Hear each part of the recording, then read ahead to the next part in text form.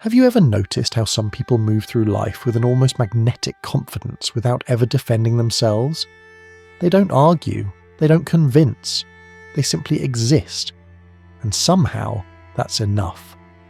Now imagine if you did the same. If you stopped justifying your choices, if you let your actions speak instead of your explanations, if you chose presence over proof, what do you think would happen?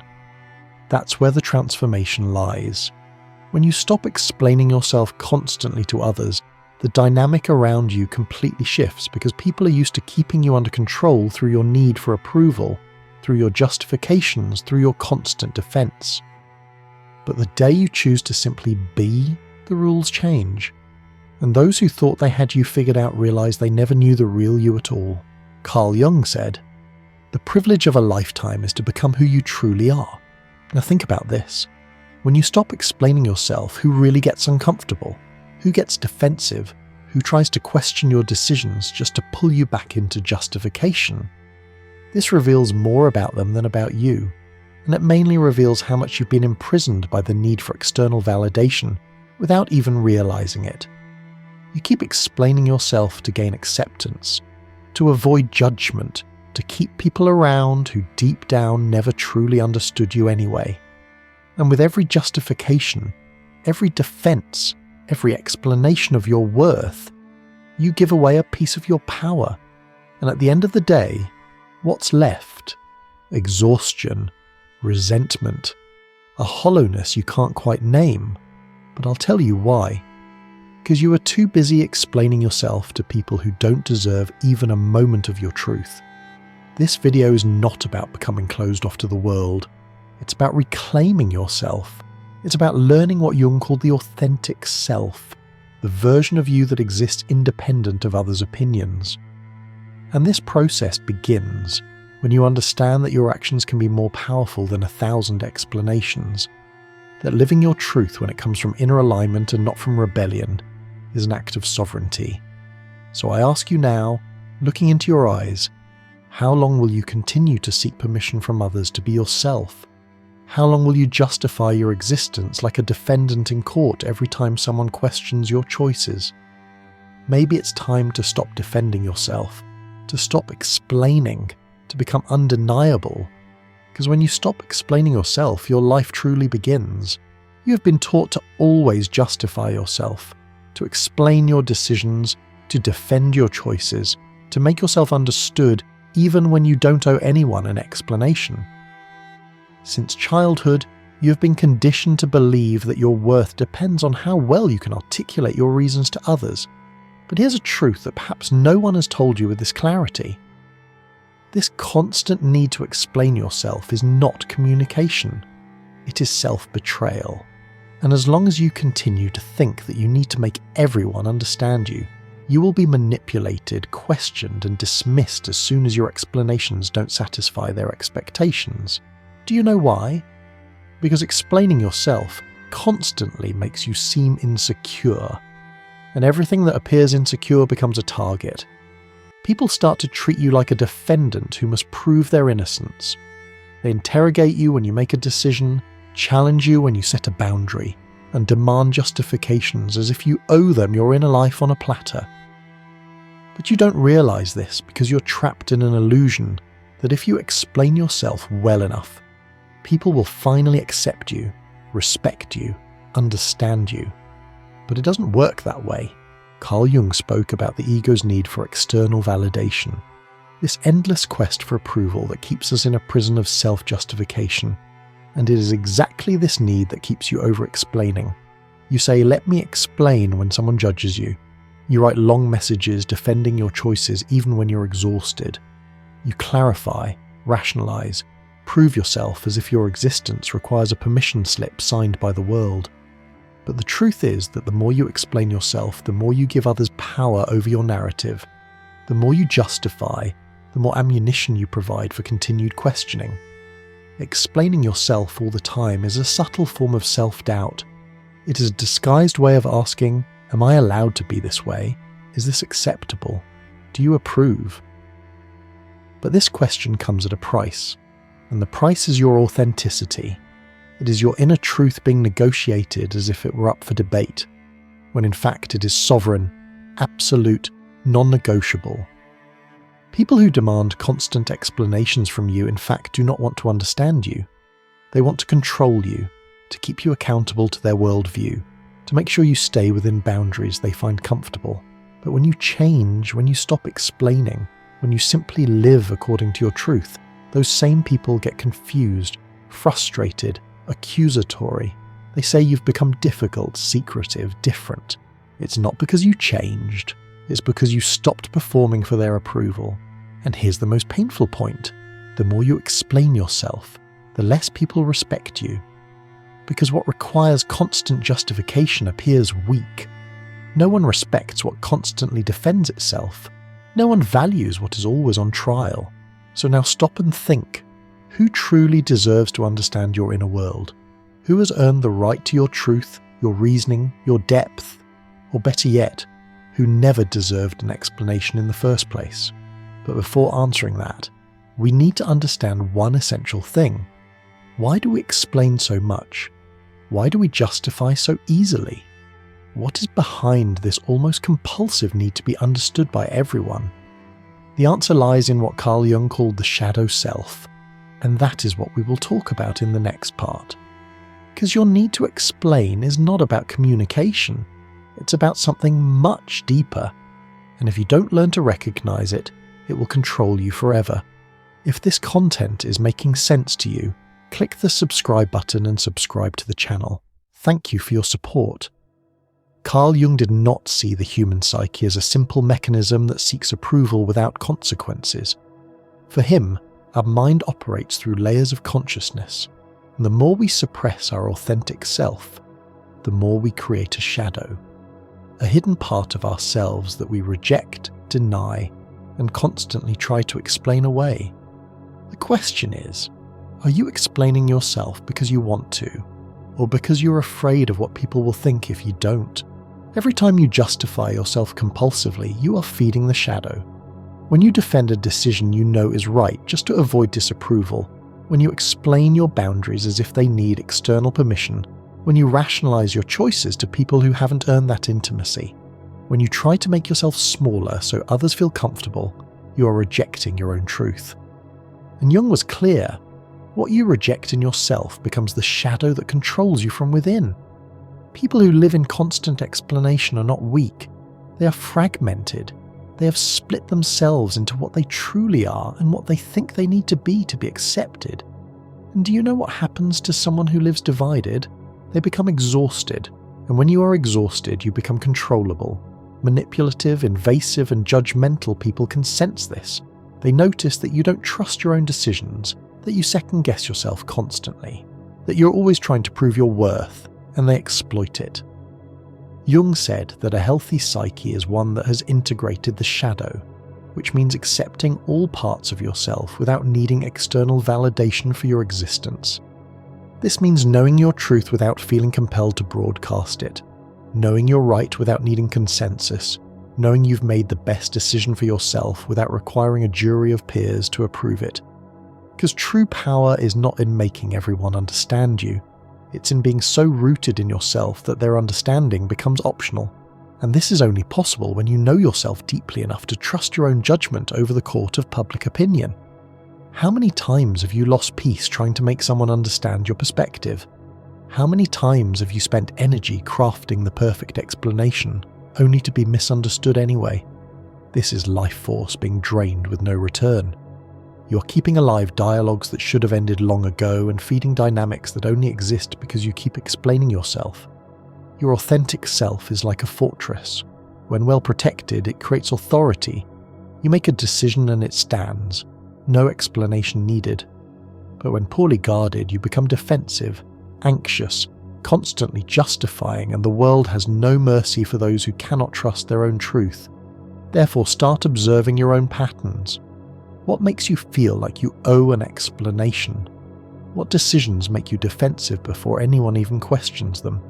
These are the exact points where your shadow is operating, and that is where you need to work. Not to become secretive or closed, but to be sovereign, to be whole within yourself, And here comes one of Jung's greatest revelations. When you stop explaining yourself, you stop participating in others' projections of who you should be. And that disturbs many because now we're entering uncomfortable territory, that of psychological freedom.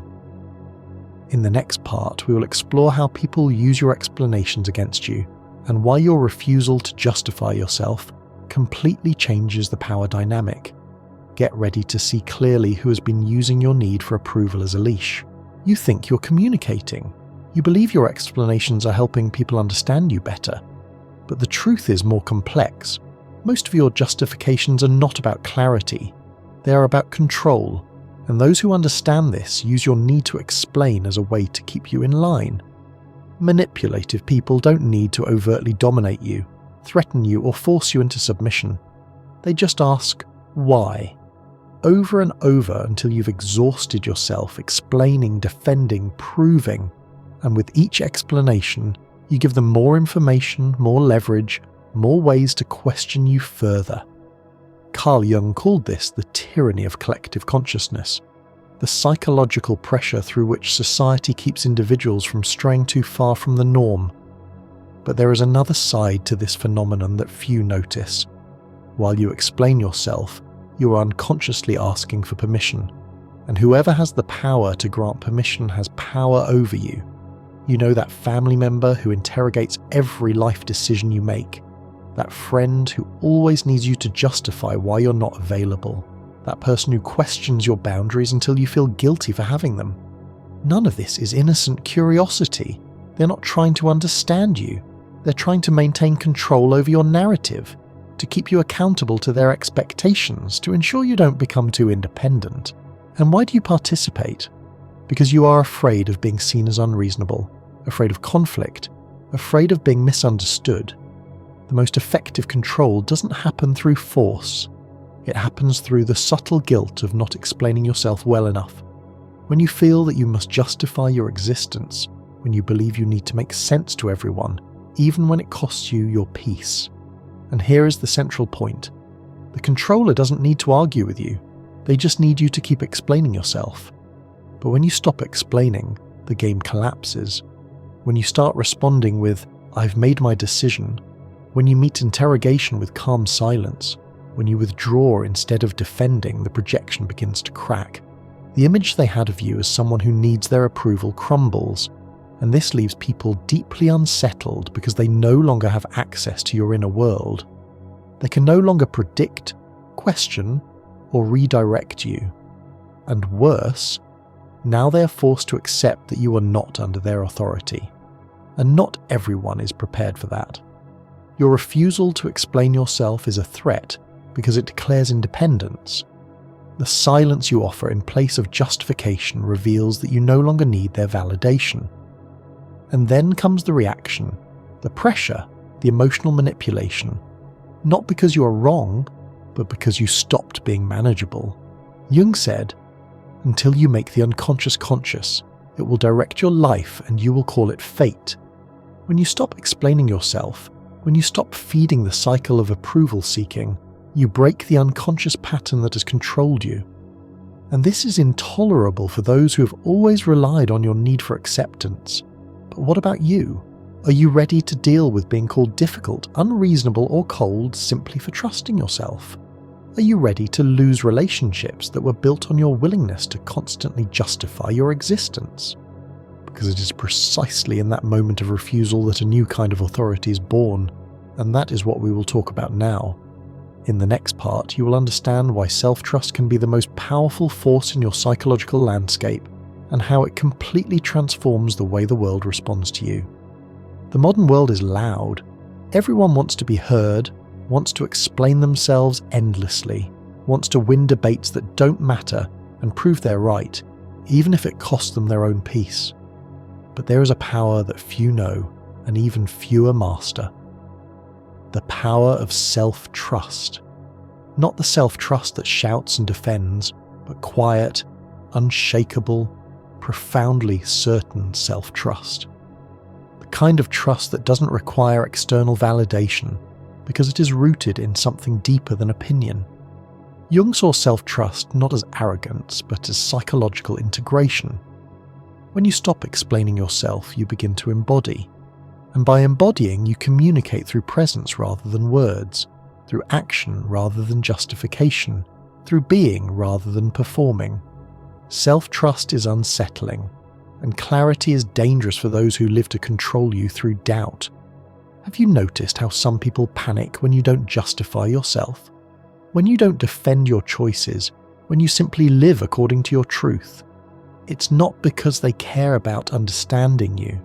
It's because your self-assurance removes their ability to question your worth. While you explain, you're still negotiable. But when you simply are, you change the entire dynamic, and that unbalances anyone who thrives on your insecurity. True self-trust is not the need to be right. It is freedom from needing to prove anything at all. It is the refusal to be cross-examined about your own life. It is the conscious choice not to participate in debates about your value. Jung said that individuation, the process of becoming whole, requires this inner authority because only through self-trust can you exist without the world's permission. But don't be fooled. Self-trust has a cost. It will distance you from people who only felt comfortable with you when you were uncertain, when you asked for their approval, when you needed their validation. It will make you incomprehensible to those who only knew the version of you that constantly explained itself. It will make you seem arrogant, closed off, changed. But all of this is a reaction from those who never wanted to meet the real you, only the version they could influence. And here is the hard truth. The more you mature, the fewer explanations you give because you understand that your life is not a debate and not everyone deserves access to your reasoning. Sometimes silence is not avoidance, it is dignity. It is the language of those who no longer need to prove they have the right to exist as they are. Self-trust is uncomfortable for others because it forces them to confront their own uncertainty. Your lack of justification exposes how much they rely on external validation for their own choices, and this confrontation reveals more about them than any explanation of yours could reveal. You don't need to defend your decisions, they defend themselves through your results. And those who feel threatened by your certainty reveal how much they depended on your doubt to feel superior. But the most powerful self-trust is not the one that intimidates others. It is the trust that liberates you from within. The trust that allows you to make choices aligned with your truth, to set boundaries without guilt, to walk away without explanation. And this is precisely what we will talk about in the next part. Because it's not enough to just stop explaining yourself to others. You need to stop explaining yourself to yourself, to stop negotiating with your own inner critic, and most importantly, to give yourself permission to exist without constant internal justification. It's time to learn to be sovereign within your own soul.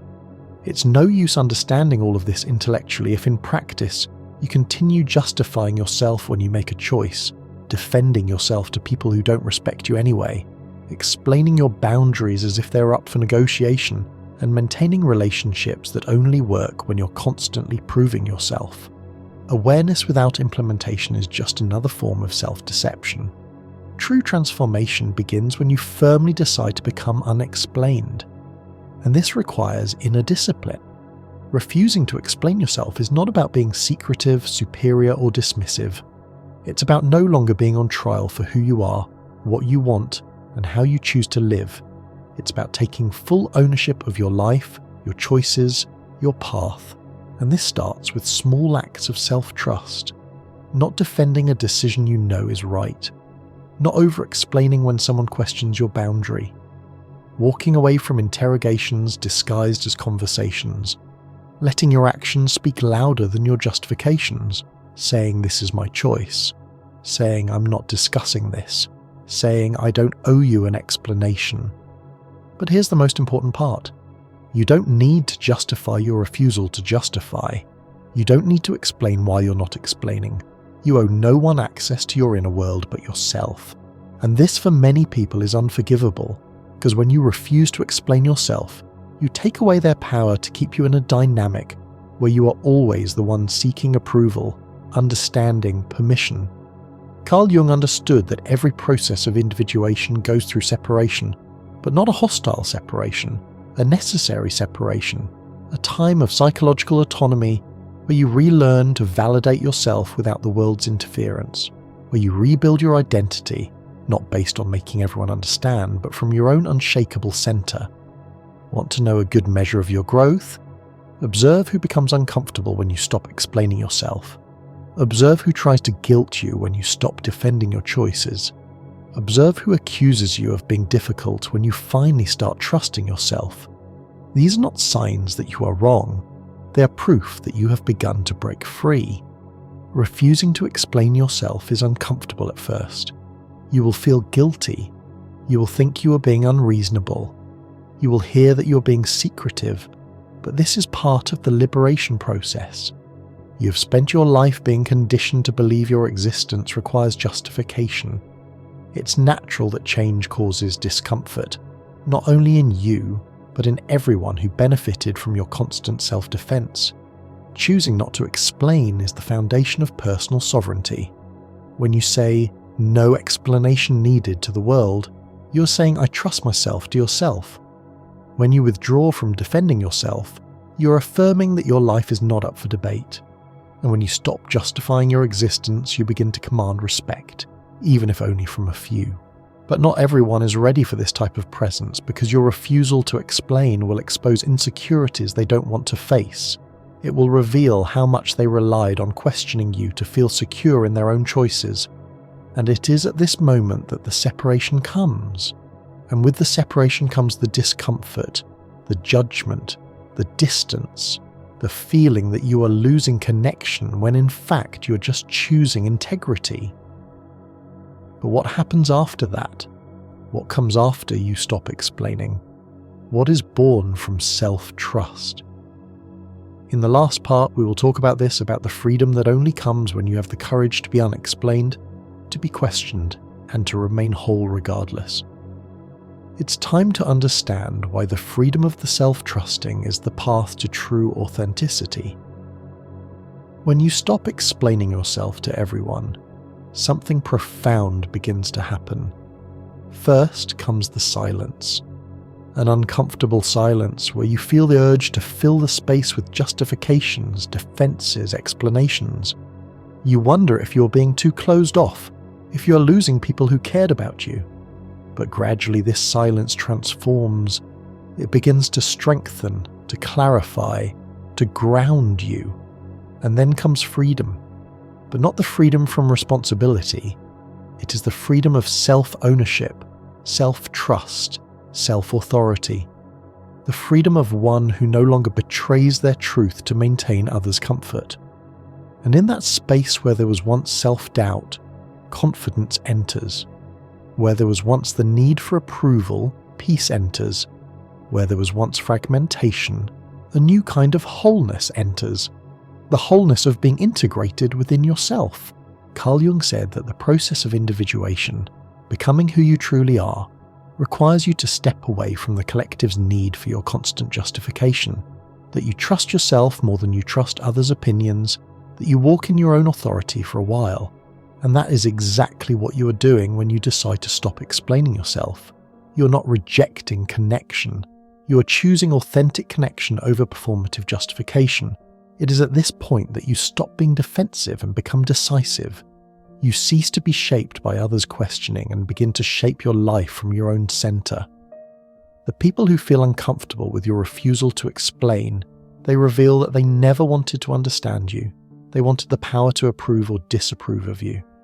And now that you no longer seek that approval, they don't know how to relate to you, and that is liberating. You will lose people, but you will find your true self. You will be questioned, but you will remain certain. You will be misunderstood, but finally you will begin to be respected. Because when you are no longer explaining yourself to everyone, you become solid, grounded, undeniable. And don't be fooled.